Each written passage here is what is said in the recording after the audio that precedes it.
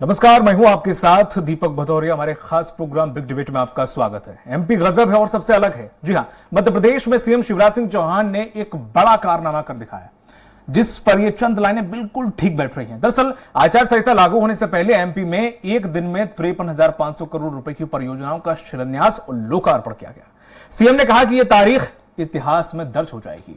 वहीं विपक्षी सरकार को इस मामले को लेकर घेरते नजर आ रहे हैं कि आखिर इतने सालों से सरकार क्या कुंभकर्णी नींद सो रही थी, जो कि एक दिन में चुनाव से पहले सरकार को यह खेल करना पड़ा। इस पर चर्चा करें, इससे पहले देख लेते हैं रिपोर्ट। आज की रफ्तार बुलेट ट्रेन से भी तेज है। आचार संहिता लागू होने से पहले सीएम शिवराज ने विकास योजनाओं की झड़ी लगा दी। शुक्रवार को सीएम शिवराज सिंह चौहान ने पूरे प्रदेश में 53,000 करोड़ की योजनाओं का शिलान्यास और लोकार्पण किया है। अलग अलग जगहों की 14,000 से अधिक की परियोजनाएं हैं। सीएम ने भोपाल से ही इनका भूमि पूजन किया। सीएम शिवराज सिंह चौहान ने कहा कि न भूतो न भविष्यति, ये मध्य प्रदेश के लिए अद्भुत पल है। आज की तिथि इतिहास में दर्ज की जाएगी। अकेले आज के दिन 53,000 करोड़ के कार्यों का लोकार्पण और भूमि पूजन हो रहा है। शिवराज सिंह चौहान ने कहा कि एक जमाना था तब हमारे पास टूटी फूटी गड्ढों वाली सड़कें थी, वो भी केवल 60,000 किलोमीटर की। आज मुझे कहते हुए गर्व है कि आज शानदार 5 लाख किलोमीटर की सड़कें मध्य प्रदेश की धरती पर है। वहीं सीएम शिवराज सिंह चौहान ने कहा कि एक बात और आती है कि कर्ज ले लिया, कर्जा क्या होता है आपको पता है। भारत सरकार कुछ मापदंड तय करती है कि कोई राज्य इतना कर्ज ले सकता है। वह कुल सकल घरेलू उत्पादन के लिए 3 या फिर 3.5% के आसपास होता है। उतना लेकर और उससे कई गुना ज्यादा दूसरे राज्यों ने लिया है। हमने विकास के कामों पर खर्च किया है। सरकार के इस बुलेट विकास को लेकर कांग्रेस ने सवाल खड़े किए हैं। कांग्रेस का कहना है कि इस वक्त बीजेपी घबराई हुई है। इस घबराहट के चलते ही शिवराज सरकार और उनके मंत्री एक दिन में कई घोषणाएं और शिलान्यास लोकार्पण में उलझे हुए हैं। उनके पैरों से जमीन खिसक रही है और सरकार की विदाई की बेला नजदीक है। बहरहाल सरकार के द्वारा किए गए विकास कार्यों को लेकर सवाल ये है कि आखिर सरकार को आम जनता की याद चुनाव के पहले ही क्यों आ जाती है। क्या जनता के बीच जाने में आखिर सरकार ने पहले परहेज किया? क्या चुनाव ही वजह है जिसके चलते सरकार आनन फानन में करोड़ों के विकास कार्य कर रही है? और अगर हाँ, तो रेवड़ियां बांटी गई हैं। उन रेवड़ियों को बांटने वाला फंड आखिर सरकार के पास कहां से आएगा? क्या फिर सरकार कर्ज लेकर घी पिएगी? सलमान खान, स्वराज एक्सप्रेस।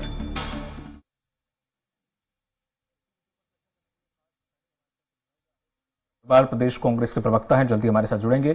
गुलरेज शेख बीजेपी प्रवक्ता हैं, हमारे साथ जुड़े हुए हैं, और केश साइनी वरिष्ठ पत्रकार जल्दी हमारे साथ जुड़ेंगे। जिस तरह से गुलरेज जी देखा जाए, कहते हैं कि अगर पूरी साल पढ़ाई करी हो तो ऐन वक्त में पढ़ाई करने की जरूरत नहीं होती है।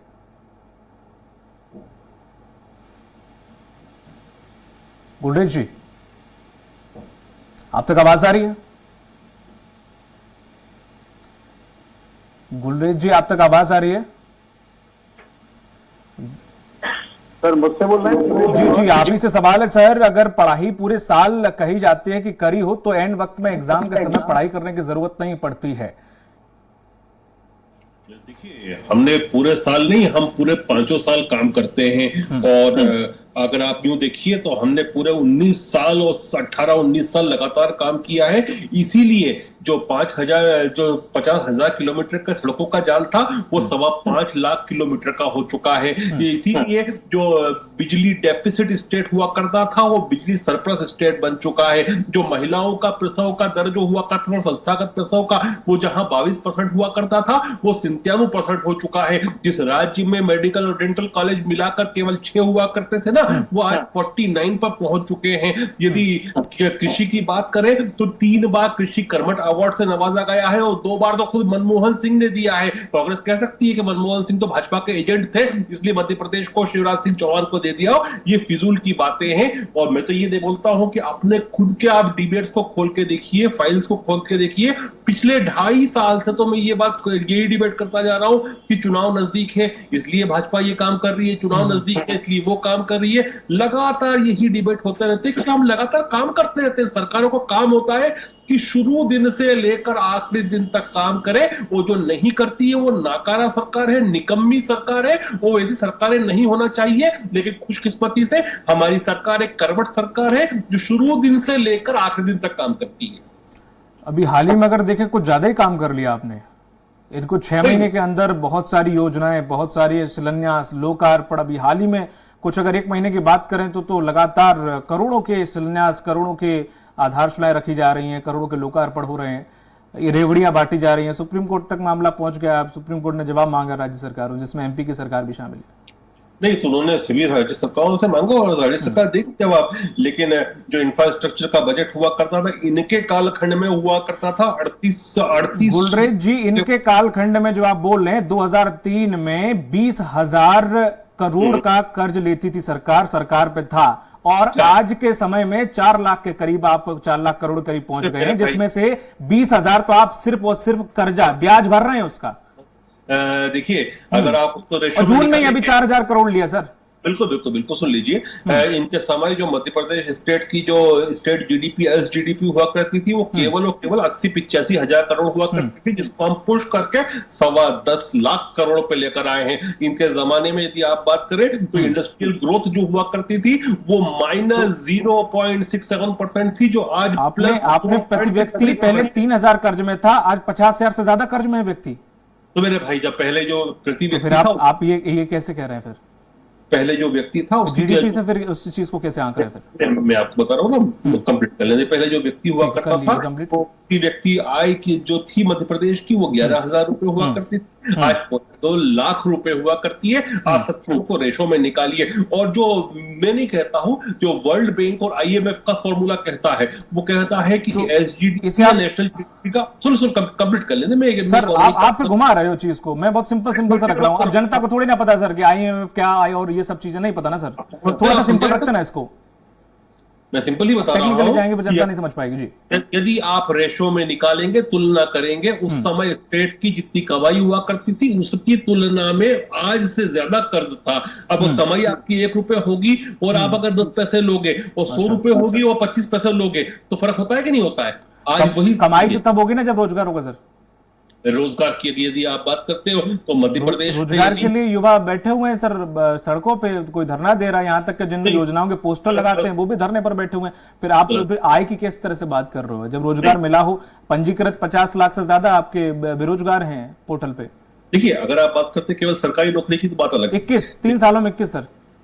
मैं बात कर रहा हूं, यदि आप केवल सरकारी की नौकरी की बात करते हैं तो फिर बात अलग है। फिर तो उस हिसाब से आप भी जो मुझसे आज प्रश्न कर रहे हैं, आप भी बेरोजगार युवक हैं मध्य प्रदेश के। सर हाँ आप हो गए, लेकिन मैं नहीं हूं। लेकिन मेरे पास भी सरकारी नौकरी नहीं है, मैं भी खुद की अपनी अर्निंग करता हूं, लेकिन मैं रोजगार प्राप्त हूं। लेकिन यदि आप उस रेशो में रखोगे मुझे भी, तो मुझे भी आप रोजगार कह सकते हैं, लेकिन ऐसा नहीं होता है। और यदि प्रति व्यक्ति आय 11,000 से 1.25 लाख रुपए पहुंची है तो कमाई हुई है। यदि इंफ्रास्ट्रक्चर का डेवलपमेंट हुआ है, यदि आप बात करते हैं इंडस्ट्रियल ग्रोथ जो नेगेटिव थी उससे पॉजिटिव में गई है तो कमाई हो रही है। यदि इतने सारे मेडिकल कॉलेज, डेंटल कॉलेजेस खुल रहे हैं, उसमें प्राइवेट बहुत सारे हैं, तो वो खुल रहे हैं तो लोगों को रोजगार मिल रहा है, निवेश आ रहा है। शेख जी, तो आप इन्हें रेवड़ियां नहीं मानते हैं जो भी हाल ही में हर दूसरे तीसरे दिन 400 करोड़ 200 करोड़ 300 करोड़ ये इस तरह से, इन्हें रेवड़ियां नहीं मानते आप? देखिए यदि स्टेट की मोदी जी कह रहे थे सर आज से ठीक 1 साल पहले कि अगर इस तरह से कहे कोई पेट्रोल फ्री में बांटेगा, कोई डीजल फ्री में बांटेगा तो देश कैसे चलेगा। और आप भी एक चीज मुझे आप भी बताइए कि अगर आप बजट लेते हैं या कुछ भी करते हैं, जो रेवड़ी आप फ्री में बांट रहे हैं, किसी को भी बांट रहे हो, इसका भार किस पे पड़ता है? नहीं, 2 चीजें होती है। मिडिल क्लास पे सर। नहीं, आप क्या करोगे? आप तो ऐसा तो नहीं कि वो कर्ज लेके कहां से यहीं से चुकाओगे ना सर। आप या तो नमक पे टैक्स बढ़ा दोगे या पेट्रोल पे सेस बढ़ा दोगे या किसी और चीज पे बढ़ा दोगे। आप तो ऐसे निकालोगे ना पैसा हम लोगों से सर। और आपको प्रश्न करने हैं वो भी कर ले, क्योंकि मैं बोलता हूं, एक शब्द बोलता हूं, आप प्रश्न कर देते हैं। दिक्कत पता क्या ना सर, फिर मैं आप आगे के ले जाते फिर वो रह जाता अधूरा, इस चक्कर में मुझे टोकना पड़ता बीच में। खैर मैं आपसे लूंगा, मैं आपको थोड़ा वक्त दूंगा। हमारे साथ कांग्रेस प्रवक्ता भी जुड़ गए हैं। अग्रवाल जी, जिस तरह से आपने ने कहा कांग्रेस कह रही कुंभकर्णी नींद सो रहे थे, वो जवाब नहीं सुन रहे थे सर। मैं आपके पास आऊंगा, चूंकि वो अभी जुड़े हैं, आप तब से जुड़े हुए थे, इसलिए मैं उनके पास गया हूं। समय आध घंटा निर्धारित है, माफ कीजिएगा। अग्रवाल जी, मैं सबसे पहले सबको नमस्कार करता हूं, आपके दर्शकों को, जिन्होंने पहला क्वेश्चन बोला कि 18 साल बहुत कर्मठता से काम किया है। भाजपा ने 18 साल में इतना कर्मठता से काम किया है कि आज मध्य प्रदेश बेरोजगारी चरम पर है, महंगाई चरम पर है, गुंडागर्दी चरम पर है, कमीशनबाजी चरम पर है, आदिवासी अत्याचार चरम पर है, महिलाओं के अत्याचार पर हम चरम पर हैं। और जब मैं बात कर रहा हूं तो मैं बहुत ही आंकड़ों के साथ कर रहा हूं। केंद्र सरकार के नेशनल क्राइम रिकॉर्ड ब्यूरो के आंकड़े जो बोलते हैं कि महिलाओं के अत्याचार पे हम चरम पर है, गरीबी सूचकांक पर हम अव्वल हैं। उत्तर प्रदेश और बिहार के बाद 2.5 करोड़ लोग सिर्फ हमारे मध्य प्रदेश में गरीब हैं। बच्चों के लिए देश का सबसे असुरक्षित प्रदेश है हमारा मध्य प्रदेश। कितना काम किया इन लोगों ने 18 सालों में। खुशी सूचकांक में 36 राज्य, 28 राज्य और जो 8 संघ राज्य हैं इनको मिला के हम 35वें नंबर पर हैं। कितना काम किया है इन लोगों ने। अच्छा, अब बात करते हैं फ्री रेवड़ी बांटने की। और जिस तरीके से ये मुख्यमंत्री जी, हालांकि वो आतंक घोषणावीर हैं और उनके अग्रवाल जी रेवड़ी तक आपने जो कहा ठीक है, मैं सुन रहा था। रेवड़ी मत बोलिएगा, क्योंकि रेवड़ी में फिर आप भी पीछे नहीं है। 500 रुपए में सिलेंडर और स्कूटी पता नहीं क्या क्या आप भी करते हैं, तो ये रेवड़ी वाली बात आप भी मत करिए। ये इसमें दोनों दल सेम है। और चीज उठा लीजिए, मैं उठाने देता हूं। थोड़ा सा एक्सप्लेनेशन दूंगा आपको। जब कांग्रेस की सरकार थी, हम कोई काम करते तो साथ में ये भी देखते हैं कि वो पैसा कहां से आएगा। अच्छा, हम उसमें वर्किंग करते हैं। जब हमारी कांग्रेस की सरकार थी, जैसा आपने बताया, 20,000 करोड़ का कर्ज था, आज 4 लाख करोड़ का कर्ज है। हमारे कर्ज से ज्यादा 24,000 करोड़ ये इंटरेस्ट दे रहे हैं। हर महीने ये 10,000 करोड़ रुपए कर्ज ले रहे हैं। पिछले 2 साल में 1.5 लाख करोड़ कर्ज ले लिया, 1/3 कर्ज। आप ये देखिए कि जिस तरीके से, और ये नहीं कर रहे हैं, मतलब इनके सभी 230 जो विधायक, जो विधानसभाओं में जो प्रतिनिधि हैं, वो लोग भी कुछ भी पिछले 15 दिन से पर डे बोले जा रहे हैं, नए नए लोकार्पण किए जा रहे हैं। मैं देवास विधानसभा में कार्य करता हूं। मैं छोटा सा उदाहरण आपको दूं।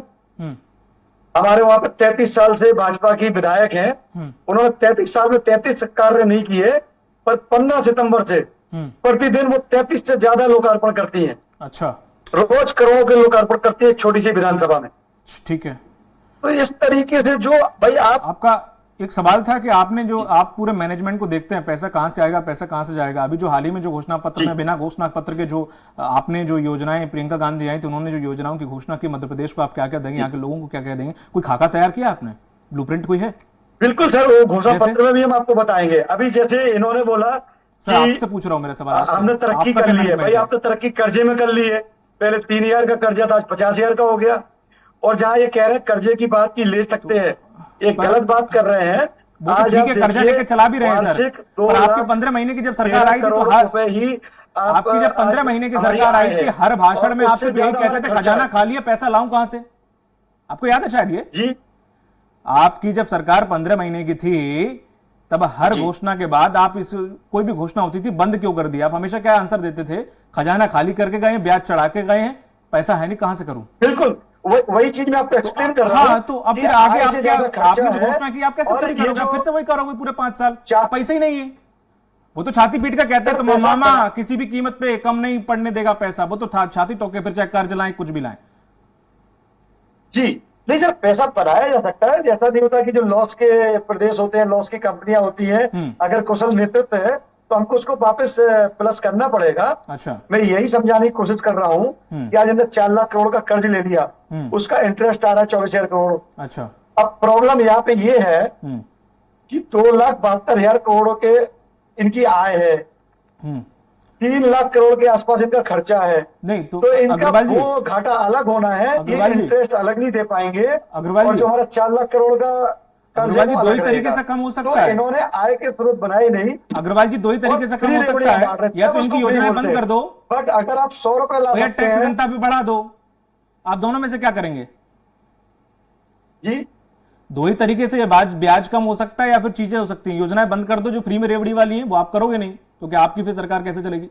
दूसरी चीज है तो चीजों पर रेट बढ़ा दो, उस पर टैक्स बढ़ा दो। पड़ेगा जिससे हमारे ज्यादा से ज्यादा लोगों को ठीक है, रोजगार मिलता है, आय मिलती है। वो आपके पास योजनाएं ठीक है करनी अनुमान जी, पड़ेगी। हाँ पर ठीक है, जो हमने वो नहीं है आपके पास, वो आंकड़ा नहीं है, आप तैयार करके शायद नहीं बैठे उस चीज को लेकर। गुलरेज शेख जी, जी जिस तरह से एंड वक्त में जो किए गए, हो सकता है कि कोई भी सरकार हो कि एंड वक्त में कुछ चीजें ऐसी रह जाती हैं जिन्हें पूर्ण करना ठीक रहता है, लेकिन कांग्रेस का इस तरह की कुंभकर्णी नींद सो रही थी, इसमें हर्ज क्या है? मैं तो ये समझता हूं कि अगर एंड वक्त पे भी अगर मेहनत कर रहे हैं तो इसमें हर्ज क्या है? नहीं, हम तो शुरू से ही मेहनत करते रहे हैं। आप ये देखिए कि लाडली बहना योजना जब कोई चुनाव नहीं था तब हम लेके आए, अभी तक 46 लाख से ज्यादा, 46 लाख से ज्यादा बहन बेटियों को उसमें लखपति बनाया गया है। प्रधानमंत्री आवास योजना हो या मुख्यमंत्री आवास योजना हो, क्या ये अभी लेके आए? नहीं लेकर आए। अभी आपने देखा था 2 दिन पहले ही 2,21,000 लोगों को पक्के मकान दिए गए हैं, छतें देकर उनको भी लखपति बनाने का काम हमारी ही सरकार ने किया है। प्रधानमंत्री जो मोदी कार्ड, जिसको आयुष्मान कार्ड भी कहते हैं, हेल्थ योजना, 5-5 लाख रुपए का इलाज कितने लोगों को कराया। भाई साहब अभी देवास की बात कर रहे थे ना, तो मैं कहना चाहता हूं देवास जिले में 10 लाख से ज्यादा लोगों को उसका लाभ मिला है। और देवास जिले में ही हम बात करें ना तो लगभग देवास शहर में और उसका एहतराब का सेक्टर्स में 20,000 से ज्यादा लोगों को हमने घर दिए हैं प्रधानमंत्री आवास योजना के। तो ये काम हुआ है, जो जमीनी काम है, जो नजर आता है। और मैं तो ये कहता हूं, इसको तकलीफ हो रही है तो कांग्रेस बोल देना कि बहन बेटियों को पैसा देना बंद करेंगे, लाडली बहना योजना हम विराम लगा देंगे। इन्हें लगाया था। आप ये देखिए कि बहन इन्होंने शादियां बंद करवा दी थी। शादी का इन्हें 51,000 रुपए का कह के एक नया पैसा नहीं दिया था। तीर्थदर्शन योजना के ऊपर इन्होंने बैन लगा दिया था। एक तरह से इन्होंने किसानों की जो बीमे की प्रीमियम होती थी वो तक रोक ली थी। शिवराज जी ने मुख्यमंत्री बनते ही पहला जो आदेश साइन किया था वो था किसानों के बीमे की प्रीमियम की किस्त भरी जाए। तो ये सब हम करते हैं। अगर 6,000 रुपए मोदी जी देते हैं किसान सम्मान निधि में, तो 6,000 रुपए मामा जी मिलाकर उसको 12,000 देते हैं। और इससे देखिए होता कि देखिए रेवेन्यू जनरेशन कैसे होता है, आप ये समझिए। वो जो 12,000 किसान के पास जाता है ना, उसका वो फर्टिलाइजर खरीदता है, उससे जब उम्दा फसल होती है तो स्टेट का रेवेन्यू बढ़ता है, प्रति व्यक्ति आय भी बढ़ती है। इसी प्रकार से बहन शेख जी, हाँ कंप्लीट कर लिए, वरना आप कहेंगे मुझे बीच में ही लटका देते हैं आप बार बार। और इसका प्रमाण तो हमेशा मिलता है। पिछले यदि 3 साल में बात करें तो मध्य प्रदेश ने 5 बार जीएसटी कलेक्शन में अपने खुद के रिकॉर्ड तोड़े हैं। तो यदि जीएसटी कलेक्शन हो रहा है मतलब आमदनी है लोगों के पास, इसका मतलब मार्केट में पैसा जा रहा है और लिक्विडिटी मतलब तरलता है और पैसा जनरेट हो रहा है। शेख साहब, एक सवाल है कि जिस तरह से आप बोल रहे हो कि सभी को एंड वक्त पे आपने चाहा है कि खुश कर दें, बेचारे किसान रह गए। वो कह रहे थे कि हमारा सर्वे हो जाता, हमें भी आचार संहिता से पैसा मिल जाता, बेचारे वो रोड पे ही बैठे रह गए। सर देखिए बड़ी स्पष्ट बात है कि ध्यान नहीं दिया आपने। नहीं, किसान पुत्र कहते हैं आप शिवराज सिंह चौहान, बिल्कुल गलत बात बोल रहे हैं आप, ध्यान नहीं दिया। बताएं ना, आप बताएं मुझे, आंकड़े बताएं, कहाँ किया, कहाँ से, कहाँ सर्वे हुआ? सर बताएं कहाँ पैसा रिलीज कर दिया आपने? अच्छा चलिए मैं बोलूं, पहले आप पूछ ले 4 बार और। ठीक, नहीं आप पूछ ले, कंप्लीट हो गया मेरा, अब आप करें। आप एक काम करें कि आप किसी वरिष्ठ वकील से भी ये बात मालूम कर लें कि इलेक्शन कमीशन ऑफ इंडिया की गाइडलाइन के हिसाब से यदि कृषि को कहीं नुकसान होता है और उसका सर्वे करवाया जाता है आचार संहिता के दौरान भी, तो वो गाइडलाइन का उल्लंघन नहीं है। मतलब सर्वे कराने के बाद मुद्दा सर्वे नहीं है सर। अच्छा एक बात बताइए आप, शेख जी बड़ा आप वो वाली बातें करते हैं टेक्निकल कि वो गाइडलाइन देख लीजिए। आज ये बताइए, जो अधिकारी हैं, जो पटवारी से लेके जो आपके, वो कहाँ लगेंगे? चुनाव में प्रक्रिया में लगेंगे कि आपके सर्वे के कार्य करते घूमेंगे? आप बताइए ना। अच्छा, और सर्वे का कार्य आप चलो ठीक मान लिया, कर भी लिया, कुछ पटवारियों ने मिलकर, कुछ लोगों ने मिलकर कर भी लिया, फिर आप पैसा कौन देगा उन्हें? भरपाई कौन करेगा? वही वाली चीज, अब फिर वो बीच में अटकाने वाली चीज करते हो आप। राज्य का कोष खाली नहीं है, न रहेगा। पैसे की गारंटी हम लेते हैं। जो भी किसान का नुकसान हुआ उसकी भरपाई होगी। आचार संहिता उसमें कहीं आड़े नहीं आने। वक्त बताएगा भरपाई ये करेंगे कि आप करेंगे। खैर आचार संहिता अगर चुनाव आयोग अभी इस वक्त भी लगाता है तो भी समस्या नहीं आती है किसानों के पैसे में, यदि कोई नुकसान हुआ है तो। ठीक है अग्रवाल जी, जिस तरह से अगर बीजेपी एन वक्त तक काम कर रही है तो इसमें आपके पेट में दर्द क्यों हो रहा है कि लास्ट में कुछ ज्यादा लाभ जनता को दे दिया जाए, या एंड वक्त पे कहीं ऐसा ना वोट खींच लिया जाए, या मेहर और काम नहीं कर रही है, वहां काम पे करती बना तो दिया है जरा, लेकिन एसपी और कलेक्टर वहां पे तैनात नहीं हुए, तो एक मौका मिल रहा था आपको कि ये सिर्फ घोषणाएं करते, अगर उन्हें तैनात कर दिए तो यहाँ से दिक्कत है कि थोड़ा सा कहीं ना कहीं वोट ना खिंच जाए, एंड वक्त पे पलट न जाए। नहीं सर, बात ये नहीं है। अगर ये काम करते तो बिल्कुल हम उसको अप्रिशिएट करते, बट आपको भी पता है आचार संहिता के 2 दिन पहले 4 दिन पहले घोषणा करने से इनको भी पता है, ये इनकी एक्चुअली नियत पे शक है। अच्छा, इनको पता है कि इनमें से जो भी घोषणा ये कर रहे हैं इनमें से कुछ भी होने वाला नहीं आचार संहिता के बाद। इनको पता है कांग्रेस आने वाली। कांग्रेस का आज घोषणा करती है, कल पूरा कर देती है क्या सर? ऐसा कुछ जादू वादू करती है क्या? सर हम इस तरीके के काम नहीं करते कि 18 साल कुछ ना करें और 2 दिन पहले हम घोषणाएं कर दें, जो कि हमें पता है, हमारी नीयत खराब है कि हमें आचार संहिता लग जानी है, फिर ये सब काम रुक जाने हैं, हम तो घोषणा करके चले जाएंगे, सरकार भी जाने वाली है, फिर बाकी कर्जा जो ले आप लाडली योजना अगर लेते हैं, रोज हर महीने 10,000 करोड़ का कर्ज लेते हैं, बाद में कांग्रेस की सरकार चुकाती रहेगी। अच्छा, ये कंफर्म है कि कांग्रेस सरकार आ रही है जो चुकाएगी? सर ये तो भाजपा को भी कंफर्म है और आप हर बार देख सकते हैं चारों तरफ। अब कर्ज ले रहे हैं सर, जनता के लिए अगर ले भी रहे हैं तो जनता के लिए ले रहे हैं, जनता पे लगा रहे हैं, परेशानी है क्या इसमें? जी अगर जनता के लिए कर्ज लेके जनता पे लगा रहे हैं तो कोई दिक्कत है इसमें? सर वहां पे दिक्कत है जहां पे जनता को डुबा देंगे, प्रदेश को डुबा देंगे। या तो आप ये कह दो कि कंस्ट्रक्टिव हो, लाडली बहना, हमारी प्रोग्रेस हो, लाडली लक्ष्मी बहना जैसी योजनाएं रेवड़ी हैं और नहीं देनी चाहिए, तो आप ये बोल दो। सर अगर इन्होंने 18 साल काम किया होता तो क्या इसकी जरूरत पड़ती? आज हमारी महिलाएं सक्षम होती। आज उन्हें देना पड़ रहा है क्योंकि हमारी महिलाएं छत्तीसगढ़ और राजस्थान में कितनी महिलाएं सक्षम होंगी सर? किया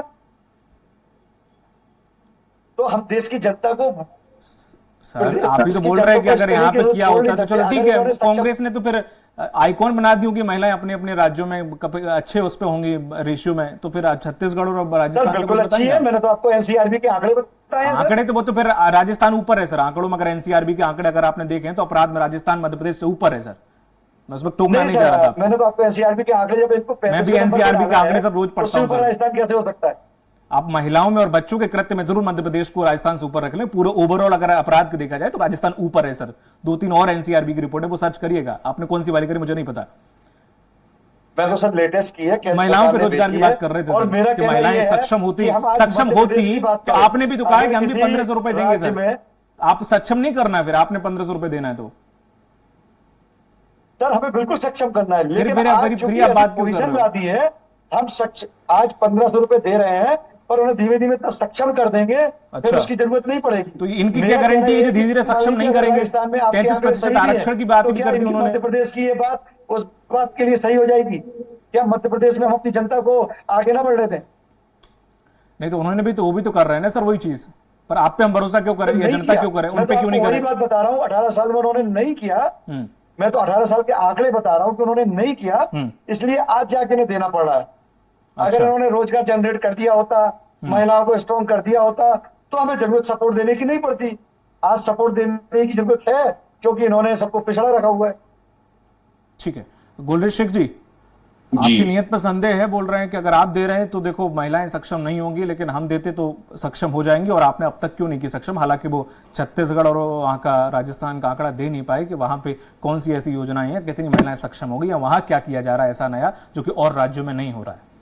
देखिए कोई भी महिला समय कम शब्दों में तो महिला के जीवन का प्रसव जो होता है ना, वो बहुत महत्वपूर्ण अंग होता है उसके लाइफ का। और इनके समय तो 22% प्रसव की दर थी। महिलाओं के संस्थागत प्रसव होता था केवल 22%, जो कि अपने आप में कलंक था मध्य प्रदेश के ऊपर।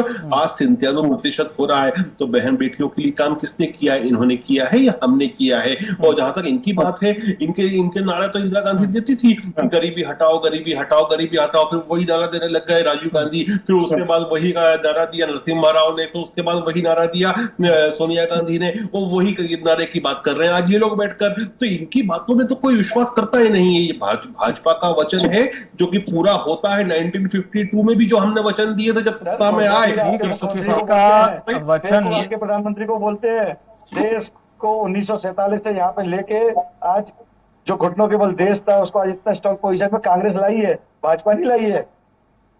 मोदी जी ने IIT IIM नहीं बनाए थे, मोदी जी ने। चलिए बढ़िया बात है, मोदी जी ने बहुत कुछ नहीं किया, बहुत कुछ जी नेहरू जी कर गए। बहुत बहुत शुक्रिया हमारे साथ जुड़ने के लिए अग्रवाल जी आपका और गुलरेज शेख जी आपका। तो जिस तरह से राज्य में रेवड़ी से जनता को आखिरी वक्त तक लुभाने के प्रयास सरकार में लगातार लगी हुई है, लेकिन पूरी साल अगर आपने सही से पढ़ाई ना की हो और एग्जाम वाले दिन आप तैयारी करें तो कैसी तैयार होगी आप जानते हैं। अब सरकार के लिए भी देखना होगा कि एग्जामिनर रूपी जनता आखिर कितने नंबर देती है। मुझे दीजिए इजाजत, नमस्कार।